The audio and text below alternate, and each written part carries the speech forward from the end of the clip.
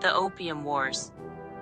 These two conflicts, waged in the 19th century, weren't just about opium. They were a clash of civilizations. On one side stood the Middle Kingdom, China, a civilization thousands of years old.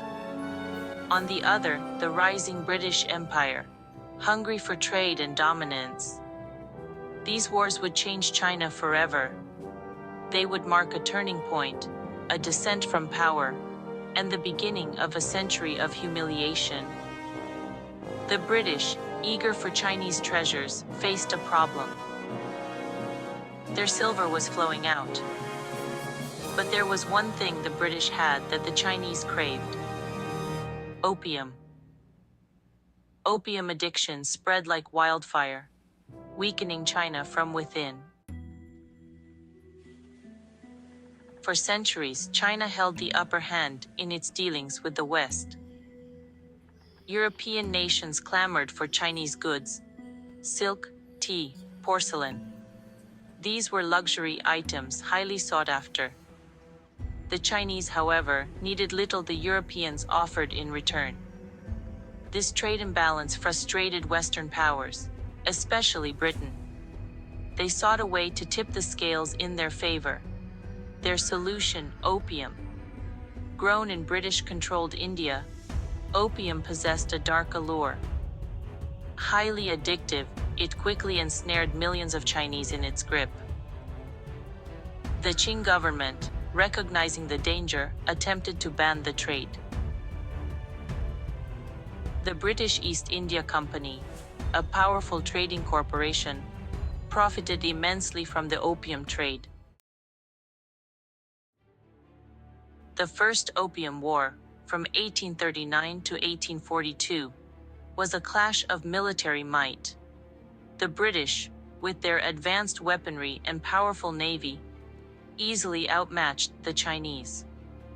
Their warships bombarded Chinese coastal cities, inflicting heavy casualties. Chinese junks, traditional sailing vessels, proved no match for the British steam-powered gunboats. The Qing Dynasty, confident in its strength, had underestimated the technological prowess of its adversary. The war ended in a humiliating defeat for China. The Treaty of Nanking, the first of the unequal treaties, was imposed on the Qing government. This treaty forced China to cede Hong Kong to Britain, open up 5 ports to foreign trade, and pay a hefty indemnity. The once mighty Middle Kingdom had been brought to its knees. The forced opening of ports to foreign trade had a profound impact on China's economy. Section 4. The Arrow Incident, igniting the Second War. The Treaty of Nanking did not bring an end to the tensions between Britain and China. The British, emboldened by their victory, sought further concessions.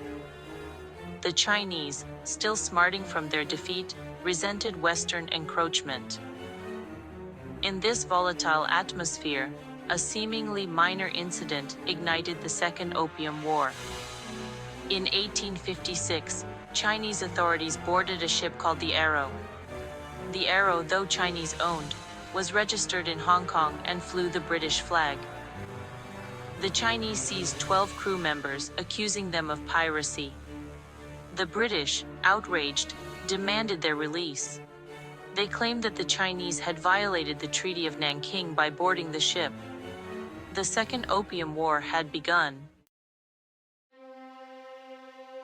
Section 5. The Second Opium War, Deeper Scars. The Second Opium War, from 1856 to 1860, proved even more disastrous for China. Britain was joined by France, eager to assert its own ambitions. The Anglo-French forces, with superior weaponry, captured Canton, burned the Summer Palace, and marched on Beijing. The Qing government, forced to negotiate, signed the Treaty of Tientsin and the Convention of Peking. These treaties eroded Chinese sovereignty, opening more ports to foreign trade, and allowing foreign legations in Beijing. The opium trade was legalized.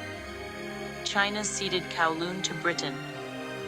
The Qing dynasty, weakened by internal strife, faced the Taiping Rebellion, further weakening the government. Section 6. A Nation Wounded. The Aftermath. The Opium Wars had a profound impact on China. The once proud nation was now riddled with internal strife and struggling to maintain its sovereignty. The influx of cheap Western goods, facilitated by the unequal treaties, devastated local industries.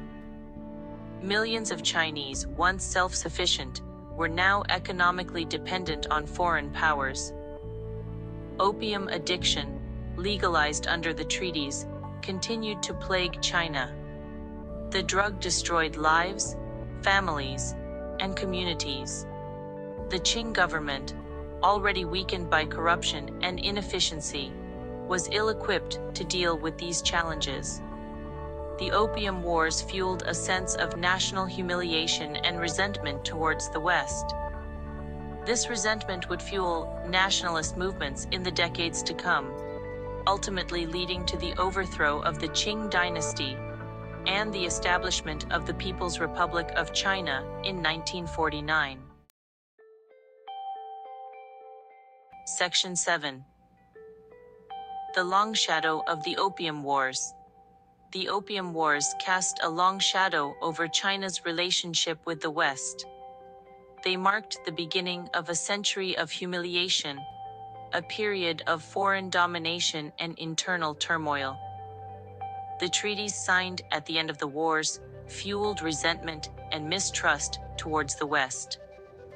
The Opium Wars serve as a cautionary tale about the dangers of imperialism and the enduring consequences of conflict. They remind us that the globalized world we live in today is built upon a complex and often troubled past.